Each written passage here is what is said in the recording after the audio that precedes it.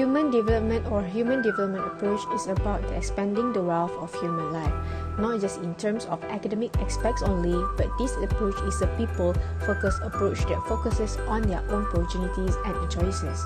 Human development is also defined as the process of enlarging the freedoms and opportunities of the people and improving their well-being. Human development is about the real freedom ordinary people have to decide to be who, what to do, and how to live. One of the development approach that our group choose is the new welfare-oriented approach. This approach places emphasis on policies that lead to the eradication of poverty, provide more diversified employment opportunities, and reduce income inequalities. This approach insists that this and the other egalitarian objectives have to be achieved within the socio-economic context of the respective growing economy. As today, economic development is a process whereby the general economic well-being, especially of the masses of an economy, is affected for the better. So the following are examples of issues or situations related to human development approach. One of them is harmonious environment development project at University Putra Malaysia. Dean of Faculty of Design and Architecture at the University Putra Malaysia, Associate Professor Dr. Osman Muhammad Tahir said, landscape architecture emphasizes the relationship between the built environment and the environment by taking into account both in the context of universal human life. Following the development project issue that have been mentioned a moment ago, we are focusing on landscape architecture. Landscape architecture is a profession that is recognized as a career field focused on the design of the external space of its construction. The field of landscape architecture is also a field related to the study of science and art. The field of landscape architecture is important in development process of residential, institutional, commercial, industrial, and recreational areas.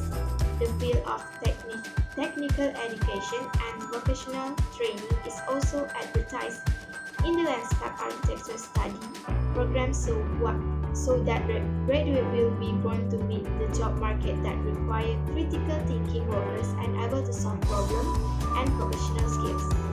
Landscape architecture studies at UPM students will be exposed to problem-solving skills to ensure they become someone of caliber, can handle a variety of things, and meet the marketability of work.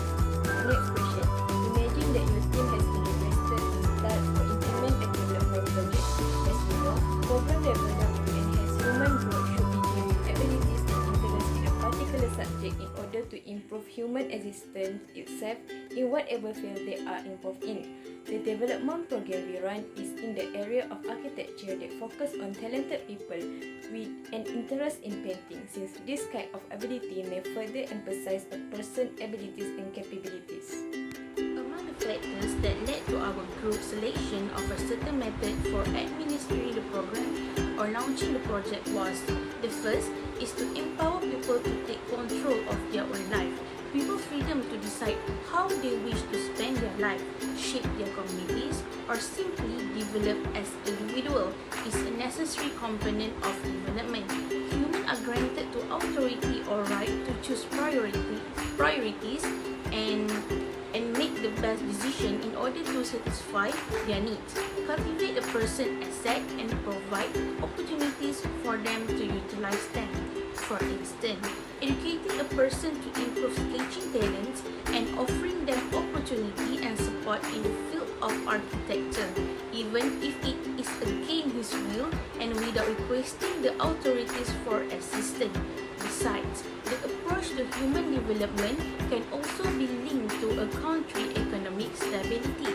According to a 2019 study from France, when pupil income rises, the poor spend more on food and their kids receive better education, which form the basis for human progress. Thus, the relationship between economy and development is strongly interconnected, as the future of exceptional children can contribute to the economic development of the nation. With the human development approach, it is also demonstrated that this approach can improve health and education results based on level of income and availability of specific services. It also related to a person's capacity to do any action that will benefit themselves, other communities, and the world at large.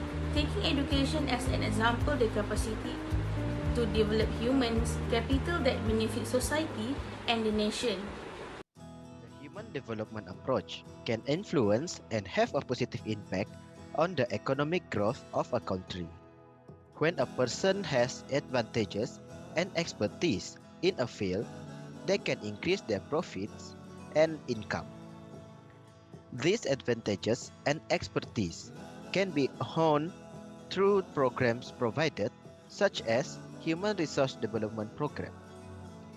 In addition, the human development approach can provide freedom from speech, such as expressing individual opinion. Every individual should be given the right to freedom of speech, choice, and decision making. This can develop one's potential. When this right can be fulfilled, it can have a positive impact on individuals, such as improving their quality of life. To conclude, the human development approach has proven that it can enhance human development through the development of human capital that can be reflected in the level of education and health.